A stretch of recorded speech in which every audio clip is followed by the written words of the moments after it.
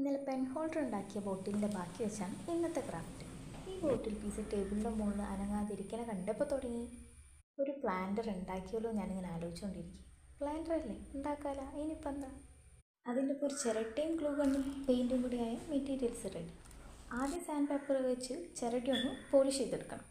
എന്നിട്ട് glue gun വെച്ച് സിമ്പിളായിട്ട് റോസാപ്പൂക്കൾ വരയ്ക്കണ പോലെ ചിരട്ടയുമ്പോൾ കംപ്ലീറ്റ് ഫ്ലവേഴ്സ് വരച്ചു കൊടുക്കുക. അത് കഴിഞ്ഞാൽ ചിരട്ടയും ബോട്ടിൽ പീസും ഗ്ലൂ ഗൺ വെച്ച് അറ്റാച്ച് ചെയ്ത് കൊടുക്കുക.